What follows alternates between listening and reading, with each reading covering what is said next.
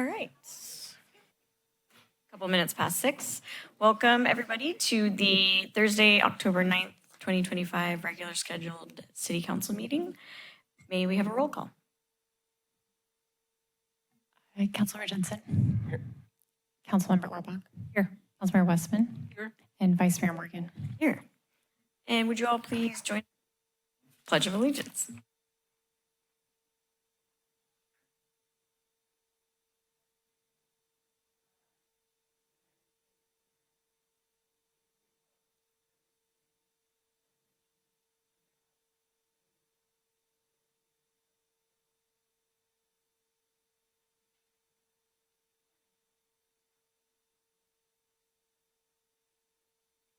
Do we have additions or deletions to the agenda?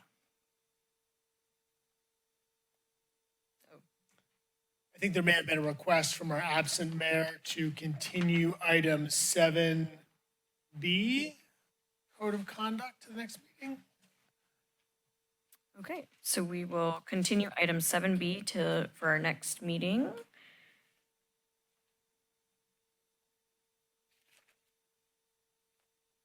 And any additional materials?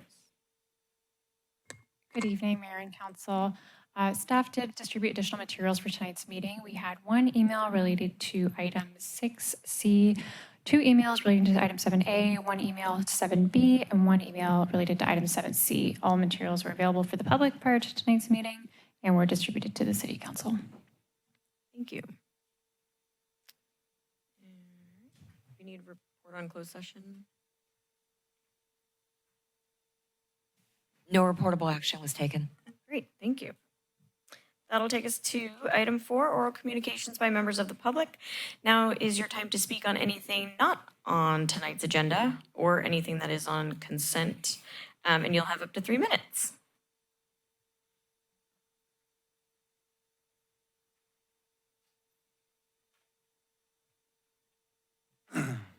Hello there.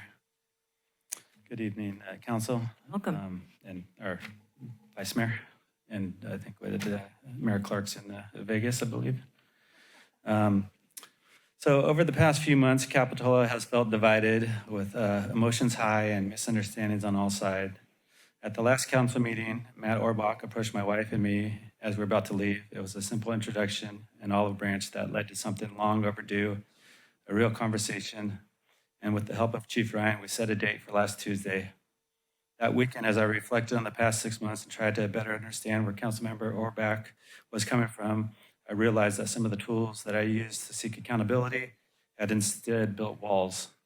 Before our meeting, I canceled my public request and dropped my claim as a sign of good faith and a desire for healing. In just one evening, we accomplished more through honest conversation than months of emails, council meetings, and headlines could ever. We listened, we connected the dots, and we began to understand where fear and frustration really came from. Much of it tied to events I had nothing to do with, but that still shaped how things were perceived. I told Melinda, and I'll say it again publicly, I'm sorry for any stress or fear my actions may have caused or their timing may have caused. I understand how you could have felt that way, and I forgive her for everything on all sides. Life is too short to be bitter and hold grudges. I'm a flawed human, I'm a sinner, and as Christ forgave us, we're called to extend the same grace to others. I remind my children every day that the world is full of kind people, and if you can't find one, be one.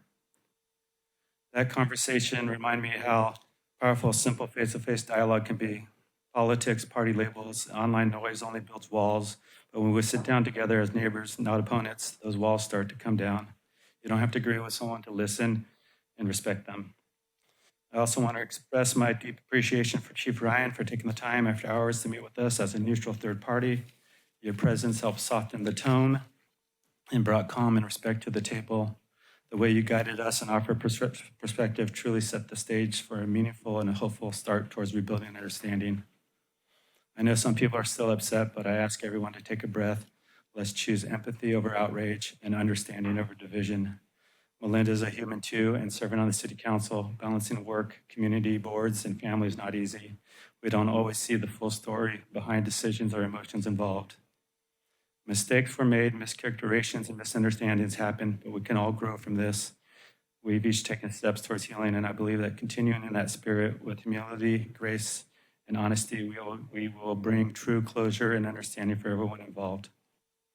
Capitola deserves leadership from both its officials and citizens that models patience, civility, and forgiveness. If we keep choosing dialogue and grace, I truly believe our community will come out stronger and wiser and more united than before.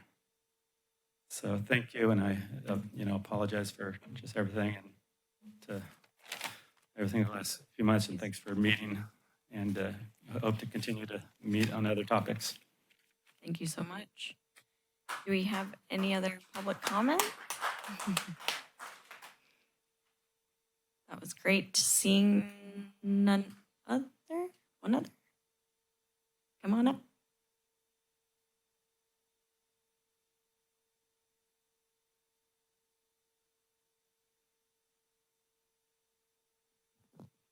Hello, everybody. My name is Cheryl. I'm a citizen here, and I have been one of the members of the community who've been distressed by what's gone on since April 17th. And I stand here with my heart full for what I hear from Mr. McGuire and from the heartfelt place that we as the city have come to. And I thank you, Chief Ryan, for being the facilitator and for everybody stepping forth, for the words that have been spoken over the last while. There's been a lot of division. So we want to unite, we want to de-escalate, and that's what I hear tonight. So I just want to express my gratitude. So thank you to everybody that rose to the highest that we can rise to, and to keep that as a marker always. Keep talking, keep sharing, and keep taking care of each other. Wonderful. Thank you so much. Any other members of the public? I don't think I see any, so I'll turn this back over to council, and I believe I'll start on this side. Thank you. Thank you. I want to start by thanking Mr. Kevin McGuire for his apology and respond by saying that I am truly sorry for the stress and pain and harm that my comments have caused you and your family. After the discussion at the last council meeting regarding the code of conduct complaint, I wasn't sure where we were headed in terms of a resolution. But after the meeting, my husband informed me that he had approached Kevin and Teresa outside City Hall to introduce himself, provide them with some of the context surrounding the incident in question and why we felt threatened, and listen to their side of what happened and the impacts my comments have had on him and his family. I want to thank Kevin and Teresa for being willing to have that open and honest conversation with Matt, and specifically thank Teresa for proposing that both couples sit down and have a conversation so that we have the opportunity to meet and talk about what happened. That conversation led to a meeting last week with the two couples and Chief Ryan, in which we were able to sit down face to face, share our lived experiences, and gain a better understanding of where each other was coming from. I was able to share more specific information about the things that were going on in the weeks leading up to the April meeting, which included everything from members of the community feeling physically threatened outside of the RTC Park Ave meeting at New Brighton Middle School, to people contacting Councilmember Peterson's employer trying to get him fired, to my own experience being the subject of targeted personal attacks and disinformation online. Kevin and Teresa shared examples of negative comments they had received online and in person, and how that had affected them emotionally and harmed his reputation in the community. By getting the conversation off of the internet and out of the council chambers, we were able to connect in a more human level and understand how and why each of our actions was perceived by the other the way that they were. As a result, I do not believe Kevin's visit to my neighborhood that day was intended to be threatening. To all my supporters, I would like to request that you please refrain from making comments to that effect or continuing that narrative, as it is counterproductive. In the next couple of years, we are going to have to face some incredibly difficult challenges related to housing, transportation, climate change during a time of extreme polarization in the local, state, and national level. I think what happened here is a good reminder that the first towards lasting solutions is to get to know our neighbors. And by that, I mean the people on our block, the people in the different parts of the city, and the people in the different parts of our county that we interact with on a daily basis. We are all coming at these problems from different angles, but we are all in this together. And at the end of the day, we all want the same things: to be safe, happy, and healthy. Thank you, Kevin and Teresa, again, for being willing to work through and resolve this conflict, and for providing me with a better understanding of who you are, why and how much you love the city, and how you're looking to improve and protect it. I hope you were also able to learn similar things about me, and I look forward to working with you in the future to achieve our shared goals. Thank you again. Shout out to the chief for being amazing and offering your insight.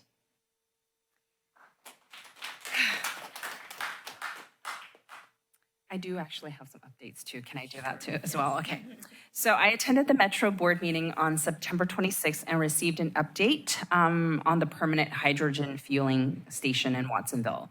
Construction started this month and it's scheduled to be completed in the spring of 2026.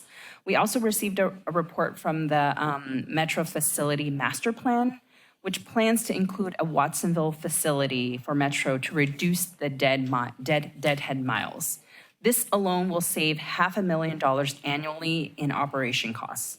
More importantly, because the majority of Metro staff actually live in South County and Watsonville, having a facility there will significantly increase their quality of life because they'll be able to cut down their commute times between home and work.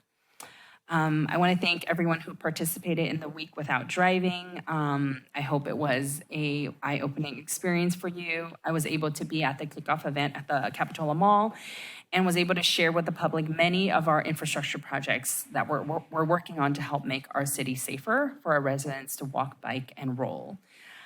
Also, over the weekend, I was able to meet with Congressman Jimmy Panetta to discuss some of these ongoing infrastructure projects, and specifically asked for his help to support us in the funding of our Cliff Drive Resiliency Project and our long-term safety plan at Bay Ave corridor for the two roundabouts. I have plans to follow up with his team to determine if additional state, federal funding is possible and to encourage his team to work with our staff to collaborate on a strategy. I look forward to seeing these projects come to fruition. And I really want to give a huge shout out to our amazing staff, especially Director Jessica Kahn and her dedicated team in Public Works. Thank you for all that you do.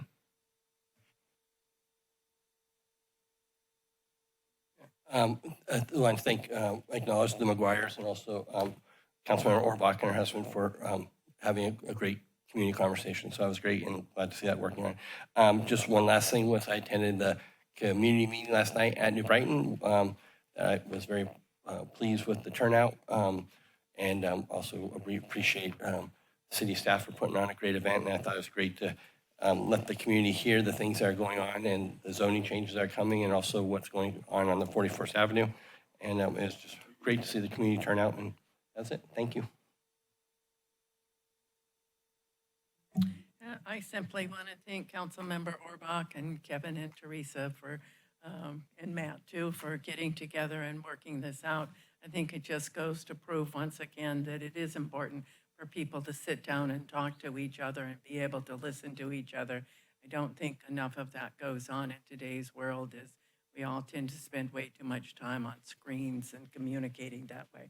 So congratulations to both families for doing that. And I also attended the meeting last night at New Brighton, and I wanted to commend the planning staff. I thought you did an excellent job, and all the information was clear, and people had lots of opportunities to put their input into it, and I look forward to the results. Thank you.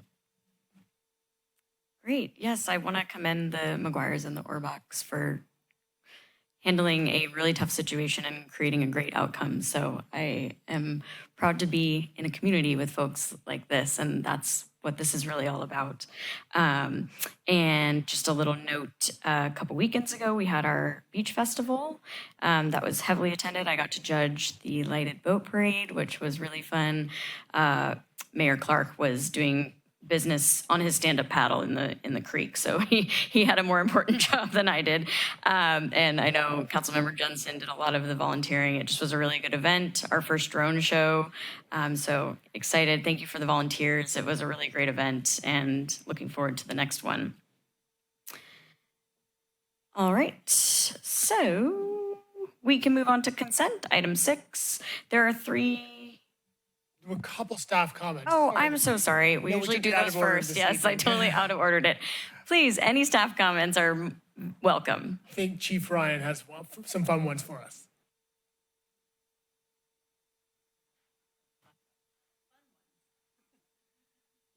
Good evening, Vice Mayor and Council. First of all, I want to acknowledge your pink. So for those of you that don't know, going a little off script, that the Capitola Police Department back in 2017 adopted pink patches as Breast Cancer Awareness Month. So we all rock these pink patches for the month of October. It was brought to us by a woman, Alexis Martinez, who worked in the Capitola Village, who lost her battle to cancer in 2023, but we're just really proud to bring it out. It has very much a personal meaning for most people. So if you see us, it's a conversation starter. We're really proud to wear them, and it's really fun. So the other thing is to remind you all that Monty Fireworks is this Sunday. So they'll kick off at 8 p.m. It'll be really busy, really crazy for about 20, 30 minutes. And then also the police department was invited as an annual event that we do with New Brighton Middle School. We're actually attending tomorrow to do 3 assemblies with all 3 grade levels around e-bike safety and do sort of a dialogue. It'll look different for the 6th graders than it does for the 8th graders, but we will be doing that tomorrow. So that's all I have. Thank you. That's great. Thank you for the e-bike. Before I leave, I thank you, both of you, the Orbachs and the McGuires, for inviting me to the table. I was honored to be there. It was truly a symbolism of what I've devoted my professional and personal life to. So just to be present and to come out where we've come, it was an honor to be there. So thank you. Yes, thank you, Chief, on many levels.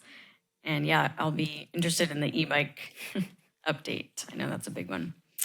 Director Khan, welcome. Good evening, Vice Mayor and Council members. My updates are not nearly as fun or personal, but important. Our pavement management project for this year is complete, but we still have some other pavement work going around town that I wanted to make everyone aware of.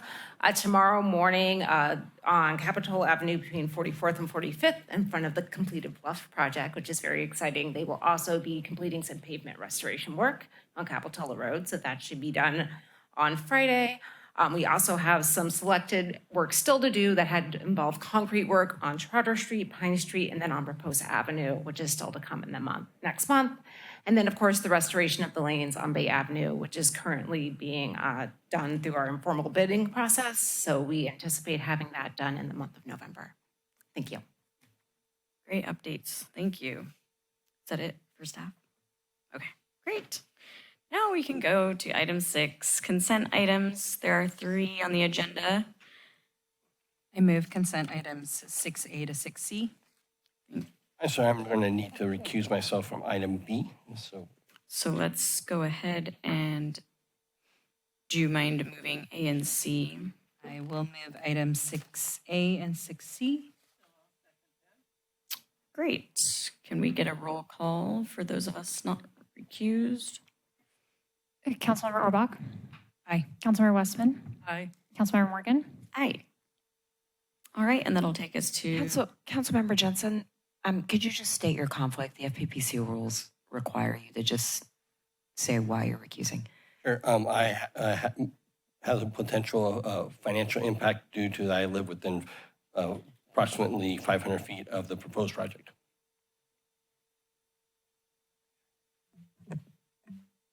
so then Councilmember Jensen will need to be part of that motion we just did, because we just did A and C. Right? I'm sorry, you guys, you took a motion on items A and C, and you took a vote, so all we're missing is Councilmember Jensen's vote. Okay, Councilmember Jensen. Aye. Great. Thank you, sorry. Now I move item 6B. And I'll second that. Roll call, please. Councilmember Jensen? Oh, sorry, recused. Councilmember Horvath? Aye. Councilmember Westman? Aye. And Vice Mayor Morgan. Hi, thank you so much. All right, so item 7 this evening, general government. We will go to item 7A, which is a community grants award recommendation, and we have Ms. Woodmansee. Thank you, Vice Mayor Morgan and Council. It's nice to see you this evening. This will be fairly brief. So your community grants program, the recommendation this evening is simple. It is to approve the 2025 through 2027 community grants program funding as recommended by your appointed ad hoc subcommittee. So it's a double recommendation. Some background. So in the current budget, this is a reminder, you did confirm on July 24th that early childhood and youth programming, ECYP restricted funds, that your preference was to use $15,000 of that restricted fund to scholarships and the remaining $49,000 for ECYP qualifying grants and $133,000 from the general fund for this community grant program. And then just a reminder, this is not the only way that the city gives to organizations that provide very important services for our community. So $280,000 of CDBG, Community Development Block Grant funds, go to both Second Harvest Food Bank and Gray Bears. They provide very important services such as healthy food for families and senior services. So getting into the details, just a reminder, Council did confirm these parameters for the Community Grants Program earlier this year. There is a 2-year term. There are 2 types. They both start with O, so that's never confusing. Outcome and operational. The difference is the amount of funds. And the reporting, you did confirm that the wish is for 1 presentation per term, so once every 2 years at least, but for outcome recipients only. So those organizations receiving more than $7,500. So applications were accepted for the month of August. You appointed an ad hoc subcommittee to review applications and make a general funding recommendation. The ad hoc committee was comprised of council members Orbach and Westman. The committee met on September 8th, and we received a slightly amended recommendation on October 8th. So that brings me to some details. I'm very pleased to say that we received 27 applications overall, which is more than the last time 3 years ago, from 24 specific organizations. So that means certain organizations did apply for more than 1 grant. 22 for general funding, 5 that qualified for early childhood youth programming. These were the organizations self-identified. So 5 organizations applied for ECYP funding. There were 11 outcome grants, 16 operational, and the majority of them were within the health and wellness priority. A summary list of all applications was included in the agenda packet if there's interest, and there's a printout of that on your table. So the recommendation, which again, this is not me, this is the subcommittee's recommendation, I'm just summarizing, because the total funding asked for by our applicants did exceed the general fund amount for this program, there were some reductions required. So the ad hoc committee really tried to be as uniform as possible. The first thing that was decided upon was our outcome grants maximum funding should be 10, not 15,000. Operational grants were reduced to about 7,000 instead of 7,500. And I mentioned 5 organizations self-identified as ECYP qualified because the Boys and Girls Club did not. However, they do serve youth with one-to-one mentorship. So that was moved to the restricted funding where there was money that was still available. And additional reductions were made until the general fund asks were within budget.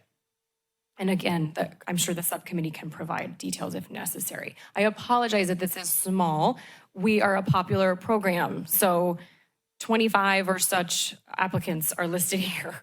And that's why I wanted to see them all on the screen. So as I mentioned, there was a funding recommendation, made back in September. It was slightly amended yesterday based on new information. So that is in front of council. It's here on the screen. I'll pause if there are questions. But ultimately, this outlined recommendation comes within the $133,000 of general fund. And then the next page is ECYP, again, within the budget of the $49,000, still allowing for the scholarships at 15. I'll pause. Questions? The adjustments were made by the subcommittee? Yes. Thank you. And then, of course, our esteemed subcommittee, are there any comments you'd like to make?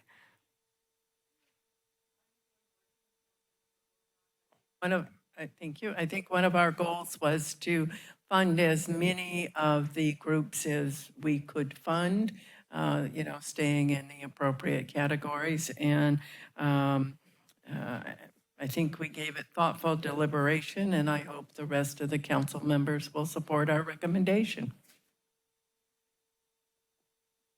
Ditto what Susan said. It was great working with you.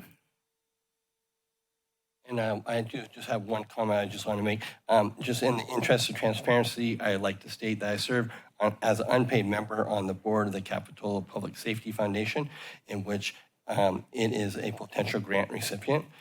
Since my position is unpaid, I do not have a disqualifying financial interest under a conflict of interest laws, and I will be participating in the voting of this item. I'm making it this disclosure so that it is reflected in the official record. Perfect. I think I did have one question. I see some reallocation of funds for the two different United Way. Will we still receive a report from them just because it does total the...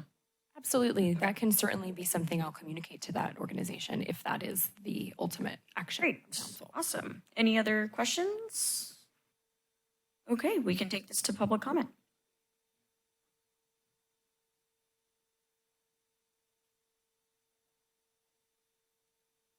Good evening, Vice Mayor and council members. My name is Elizabeth Murphy, and I'm here on behalf of the O'Neill Sea Odyssey to thank you for your continued partnership and support. As a coastal community, Capitola is on the front lines of climate change. We've seen firsthand how rising seas and extreme weather events can affect our homes, our beaches, and our local economy. That's why education is one of our strongest tools for resilience. Through O'Neill Sea Odyssey, your investment will help to bring more than 2 decades of hands-on marine science education to Capitola's youth, many of whom might otherwise have a chance to experience Monterey Bay up close. Each year, students set sail aboard our 65-foot catamaran, explore the science of our local waters, and return home inspired to protect the oceans that define our community. With your support, we're not just teaching science, we're empowering the next generation of problem solvers who will protect Capitola's future. When young people understand the ocean, they care for it, and when they care for it, they act. Thank you for investing in our youth, our coastline, and a more sustainable future for Capitola. Great, thank you for being here this evening. Any other public comment?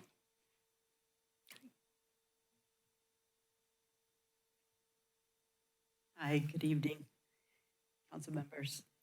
Can you hear me okay? Okay, thanks. I have to use this, I apologize. Thank you very much for your consideration of funding NAMI Santa Cruz County. My name is Linda Kaufman, and I have been a NAMI Santa Cruz board member for 15 years and formally appointed by Supervisor Leopold to serve on the Santa Cruz County Mental Health Advisory Board for 3 years. I volunteer on our NAMI helpline, answering hundreds of calls for family members every year. I teach an 8-week family education course and a certified provider, NAMI family provider, education teacher.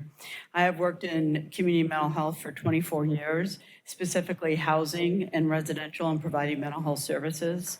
I have worked at Santa Cruz County at 7th Avenue Center, a 99-person secured program here in town, and Front Street, a locally owned mental health housing agency, and my daughter works for Encompass. We're all about mental health in my family. We are fortunate, we have been very fortunate to have these resources in our community. We are equally fortunate to have NAMI Santa Cruz with a robust and rich programs to support families and the peer community. If we hope to have family members support their loved ones at home, then we need to support and educate those family members. This keeps individuals off the streets and out of hospitals every day and feel safe and supported at home. There are innumerable benefits. I never should have a word I can't pronounce here, so I don't know why to use that one. There are many benefits of helping our community families that cannot always be quantified. So by helping families is helping those individuals that may not have that support and are unhoused right at this time. With the help of this grant, Capitola families continue to have access to no-cost support programs, multi-week intensive courses, helplines, and presentations in schools and the wider community. One Capitola resident recently shared, NAMI is the most important tool in my mental health toolbox. I get more out of this than I do from therapy, psychiatry, or other groups. My peers encourage me to take better care of myself in ways that are actionable and meet me where I'm at. This is something that I do not get anywhere else in life. I am alive because of NAMI Santa Cruz and the amazing community I've gained from coming to this group. Thank you again for your ongoing support and consideration. Great, thank you. What a great program. Any other public comment? Seeing none, we'll come back to council deliberation.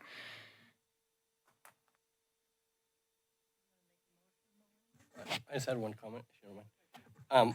This evening, before the city council meeting, I was contacted by Heidi Boynton, who is the executive director for Jacobs Heart, and she was unable to attend tonight. And she has said she really wanted to appreciate the community support, especially Capitola, on the dynamic things that they're doing.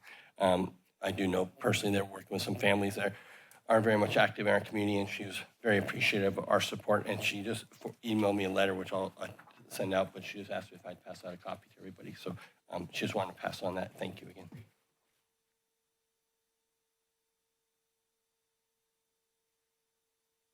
Any other comments or a motion? I will move to approve the grant funding for the 2025-2027 Community Grants Program Cycle as recommended by the City Council, our ad hoc committee. All in favor? Aye. Aye. Thank you. Thanks. All right, we have continued item 7B to our next meeting, so we'll jump down to item 7C, which is the Capitola Municipal Code, section 2.0.140. Good evening, Mayor and Council.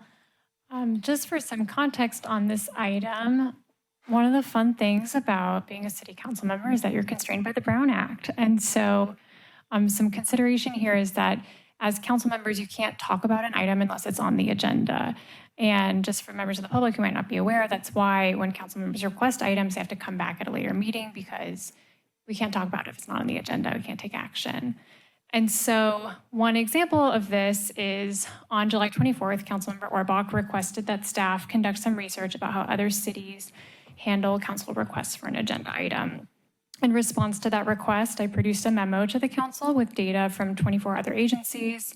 And then on September 11th, Councilmember Orbach requested an agenda item to discuss this in a more formal setting where the council can participate in a discussion. So this is kind of an example of that Brown Act constraint in action. For context, Capitola's municipal code does have a section that kind of outlines this process. And so it states that council members can request an agenda item during an open meeting. And this typically happens during council member comments at the beginning of the agenda. So a little bit of information about what other cities do. So I sent out a request for information to the cities of California, and I received responses from 24 agencies. The full list of cities and the kind of outline of what each one does is included in the agenda packet, but a brief summary is listed here on the screen. 2 cities have processes that allow individual council members to place an item on the agenda. This number does not include Capitola, so it's 2 other cities besides Capitola. 7 cities had processes that allowed 2 council members to request an item, and 14 cities have processes that allow the majority or more of council to request an item. So some example processes of what this could look like. Council members can request an item during the council meeting. A second council member will agree to place that item on a future agenda, and then the item will come back at a later date with a very brief report, and then the whole council can discuss and kind of provide direction to staff at that point. I've listed a couple example cities where that's the process that was outlined. Another option is a bit more formal, but council members submit a written request for an agenda item. That written request is placed on the agenda for discussion and then direction to staff. If directed by the whole council, staff will return at a later meeting with a formal staff report based on council's direction. And there are some cities listed there that follow that process. Because Capitola's process is outlined in our municipal code, an ordinance would be required to amend the municipal code. And so at this time, I'm available for any questions, but it's really up to the city council. If you guys wish to amend the municipal code, we would need an ordinance. And so at this point, I would just ask for direction. The city attorney and I would work on an ordinance and bring it back for review at a later point. I'm available for any questions. Great. Questions? Any over here? My question is, if we say we want to, we'll have a discussion about whether we want to move forward with adopting ordinance to change this process. But if we decide between 2 or 3, and if it's 3, can you explain how it doesn't violate Brown Act if we require 3 council members to approve of an agenda item? It's odd. It seems like it should, but it is not. Many cities use that procedure. Not many. I frankly think the most common procedure I see is 2 council members, or less than a quorum. So if it's a 7-member council, 3 people. But it does not violate the Brown Act. The tricky part is the more people you require to engage with a decision about whether to put something on the agenda, the more they want to chat about it. And so the tricky part for me is always if you say, I'd like to put X on the agenda, if you then need 2 votes to support you, 2 people might chime in and ask questions, and then we get to a point where we're having the discussion, and that we can't do. So it's fine. It's a little trickier the more council members you have need to sign off on it. I mean, ideally, we would bring up issues that are issues in general that maybe perhaps other council members would want a discussion about anyway. It wouldn't just be some random thing that no one's ever thought about. I think that is really the purpose of me bringing this up. Is I'd like to see more collaboration amongst the council members to actually talk about things that we all think are issues we care about and issues we'd like to tackle. Because as we've seen, I mean, we've had a really busy year, many things that are important, but also some things that are not very important. And I don't want our agendas to be bogged down by things that may not be high priority, if that makes sense. I don't know, I'm curious to hear what you guys think. We want to hear from the public before we have our dialogue. I just have a question. So the process right now, the agenda is set by the city manager and the mayor, correct? So staff sets the agenda. Our tradition is that I do that in collaboration with the mayor. It's actually not codified. So at this point, the manager sets the agenda. I do it in collaboration with the mayor. That's been the practice. And the Muni Code specifies sort of who can put items on the agenda, and it includes council members if they requested an open session, staff, city manager, city attorney, and the city treasurer, I believe. Thank you. Is there a process to determine, say we want an item on the agenda, when it comes on, when it comes back? Like who makes the decision on when items come back? So that's a very good question. And the answer is that I work in collaboration with the mayor to do so.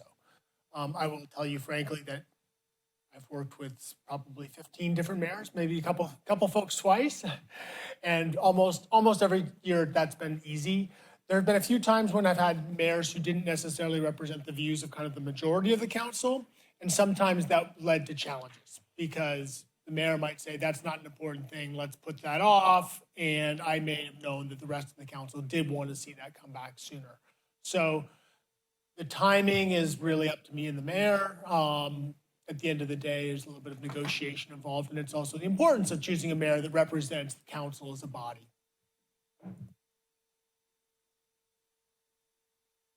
Any other questions? Okay, let's go to public comment, if there is any. Seeing none, we'll take it back for deliberation. Well, I'm happy to start. Capitola is a small town, 10,000 people. So our process, even for the whole council meeting, is a little more casual than it is in places like, Menlo Park or San Jose or those places that are bigger. And for me, someone can point something out, but I haven't really seen any difficulty with the current process we have. It seems like, while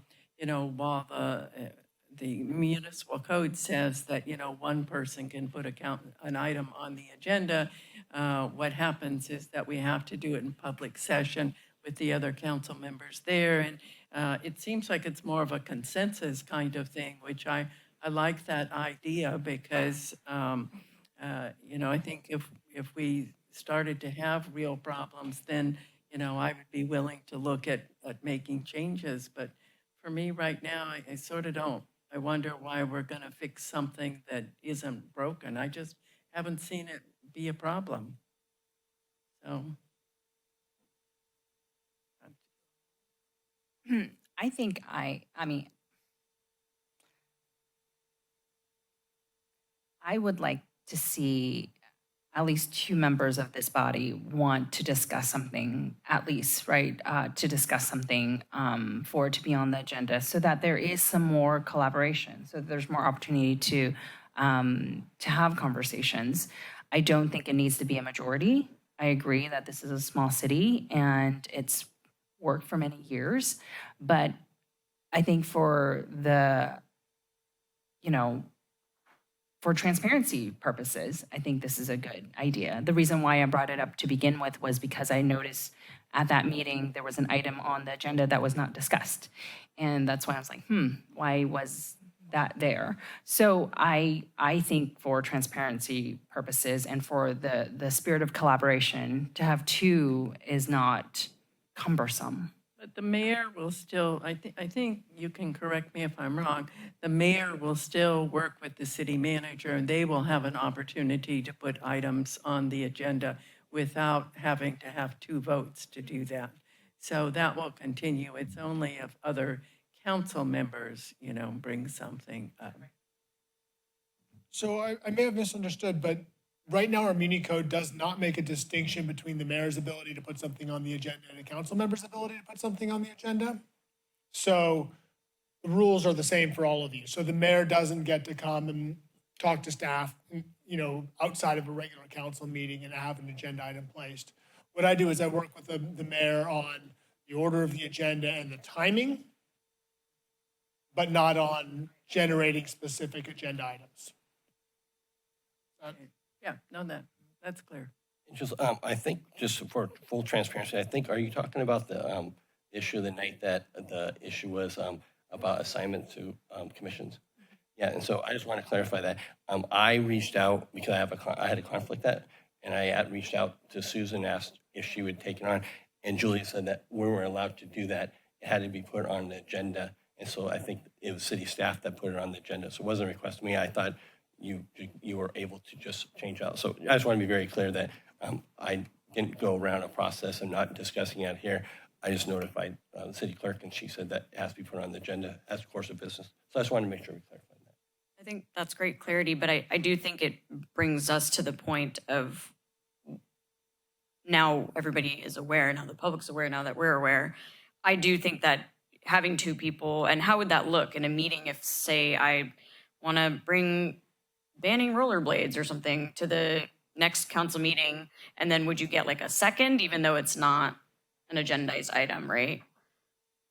Yes, it's usually just a straw poll. I don't usually see people do a formal vote Okay. because usually there are two people, as Councilmember Orbach pointed out, there's some agreement usually that people will be interested in discussing. Yeah, I could support the two, long as it's like an informal process, somebody asks about it and you just get a second, not a written out procedure that goes through Right. a hearing and gets the next meeting, but I really don't see it even as an issue, but I'm quite sure any item that we brought up, I don't think there's been an issue yet brought up that I haven't looked over at my fellow council members and everybody nods their head like, yeah, we'll talk about that. So if it takes two, I'll make a motion that we give direction to staff to work on adjusting the municipal code to provide two. I'll second that. Great. May we have a roll call, please? Councilmember Jensen, Aye. Councilmember Orbach, Aye. Councilmember Westman, Aye. Vice Mayor Morgan. Aye, passes unanimously. That took 4, but that's okay. All right. 7D, check registers. Welcome. Good evening, Vice Mayor and Council. While Julia's bringing the slides up, this next item, the cash report and treasurer's report, is typically a consent item, but we're making some changes to the reports.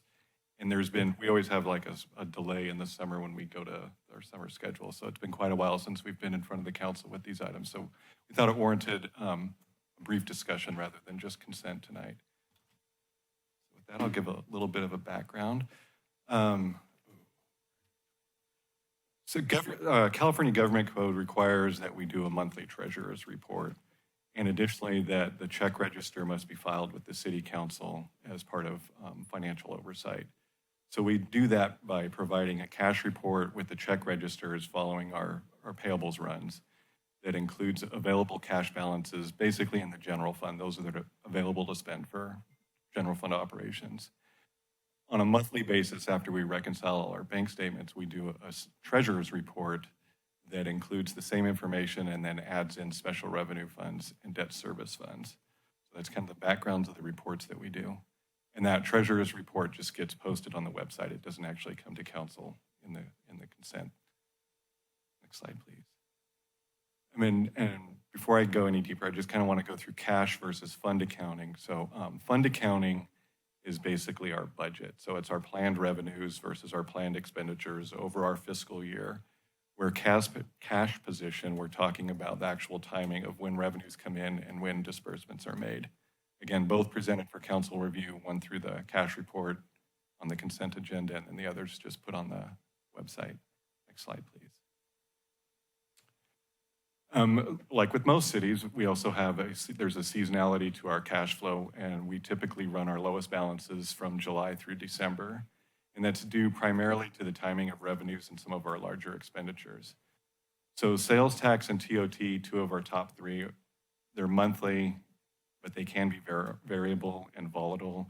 And in the case of both, actually, they lag by about 2 months. So July, when we have some of our highest expenditures, we're getting May's TOT, not June, which is our best TOT month. So that revenue's still lagging a little bit in the summer.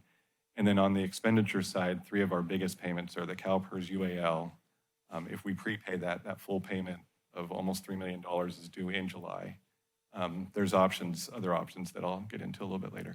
And then our insurance premiums and 9/11 JPA costs, we do 50% of those in July and then another 25% during the first 6 months. So again, those big expenditures are going out during the first half of the fiscal year. Next slide, please. As far as our fund balances and reserves, if you recall, when we do budgeting, we leave $500,000 as kind of our general fund operating balance, which is about 2% of our overall general fund budget. But to put that into a little bit of perspective, our largest revenue is sales tax is approaching $10 million. If we miss that revenue estimate by 1%, it'll eat up 20% of that fund balance. So we don't have a lot of wiggle room. So for that reason, we also have a contingency reserve of $2.5 million to help balance out some of those cash flow shortages. Challenges that we're facing right now are we have a number of projects that are grant reimbursable, and there's a lag getting those reimbursements to come in from the time we make the expenditures. Generally, my next slide, I'll do that. And then also, we still have outstanding reimbursements for storm damage to the wharf from the January 23 storms, as well as December of 23 storms. So the major projects that are impacting cash flow is Jade Street Community Center right now. Again, a lot of grant funding going to that, federal grants. When we did the wharf, so the way these work is we make the expenditures, we pay the contractor, and then we submit for reimbursement. On the wharf, we were getting reimbursements in about 4 to 6 weeks. On the community center, that slowed down to about 6 to 8 weeks. I'm hoping that stays the same, but I'm not sure if the federal shutdown may slow that down a little bit. I don't think so. Again, the funds are committed. I'm not worried about getting the funds. This is more of just a timing discussion. Treasure Cove Playground, which we will be starting, I believe, very soon. Also, large funding is coming from grants and will be reimbursed. So that will have impacts on our cash flow. On the CIP fund, it's currently in a negative position, and that's due partially to project delivery. Over the years, we've built up balances in there as we've planned for projects. Over the last couple of years, we've delivered on a lot of those projects, which is good because we have an inflationary issues if we don't deliver on the projects, if we just keep putting funding. But now that we're delivering, we don't have like extra cash sitting in the CIP fund for these grant-funded projects. It's also negative again for $1 million. There's about $1 million, just under $1 million between FEMA and Cal OES on the wharf. I think it's like 970 or something like that. And then again, the lag that I was talking about going to 6 to 8 weeks now. Next slide, please. But it's not all bad news. So we do have revenues coming in. I mentioned that $1 million, just under $1 million between FEMA and Cal OES. When the Treasure Cove Park project kicks off, there's $985,000 of fundraising dollars that I believe is going to be, I think the Friends are giving that to the full amount at the beginning of the project. So that'll help mitigate cash flow for that project. And then we still have $294,000 of storm damage repair reimbursement on the Stockton Bridge that should be coming very soon. So as far as the priorities, if you recall during budget, we intentionally did not put funding into our reserve funds to bring them up to our target levels because we were anticipating this. So from a staff recommendation, we're still planning or recommending that we restore our reserve funds. And then as our revenues start catching up, we will get our general fund back up by December and then start building it up as we plan for next year's budget cycle. Next slide, please. As far as the reporting improvements, so again, I mentioned that we're going to put all of the same information into both the cash report and the treasurer's report so that you'll have consistent, comprehensive data. It'll be slightly different in timing because the cash report will go with AP check runs and the treasurer's report is kind of your monthly audit true-up, if you will. But that should enhance the oversight, transparency, and as well as our fiscal management. Thank you. For future years, cash flow strategies, because this is the second year where in the summer we've gotten really thin on cash because we've been just doing a lot of projects. So next year as we go through the budgeting process, I'm going to be engaging with the FAC and looking at different options as far as cash management to get through the summer. Some of those could include, rather than paying CalPERS in a lump sum in July, we could spread that out over the course of the fiscal year. It increases our cost by 3.4%, but we can offset that by interest earnings if we can earn greater than 3.4, which right now we are. So if that's still the case next July, then this may be a different strategy. If the interest earnings aren't there, we could always utilize our retirement trust to capture those savings and then replenish the retirement trust throughout the fiscal year rather than making those payments on a monthly basis to PERS. We could consider increasing our contingency reserve over time, but that takes additional resources. So that would be something that we'd have to kind of plan over probably several budget cycles. And then finally, there's also tax revenue anticipation notes, which a lot of agencies, usually larger agencies, it's basically a short-term debt note that they issue in July to cover cash flow through the first 6 months of the year. I don't think we're there yet, but that is an option and a tool that many fiscal or public agencies use. Next slide. And so our recommendation tonight is to receive the monthly treasurer's report and cash position update. And with that, I'm available for any questions. Thank you. Council questions? A question, when we talked about the budget before about regarding Measure Y, will there be a report when's that come back to the council on updates on where that looks like? Measure Y, we could do a mid-year. The problem with mid-year is we're just barely getting into like sales tax revenue. It's probably the Measure Y should be part of the budget hearings, I would believe. In my thought, like when we're getting ready for goal setting and planning is here's kind of the report on Measure Y and then kind of kick off the budget cycle is how I was thinking of that. Okay. No questions. I guess this is just maybe a granular question, but just in, well, I could ask you at the FAC meeting, but the increases for the CalPERS UAL, what's like the dollar amount, do you know, of that 3.4% if we weren't paying up front? That's probably about 100,000 now. Okay, okay. Might be a little less than that. Okay. I was just curious. Thank you. Any public comments? I don't see any.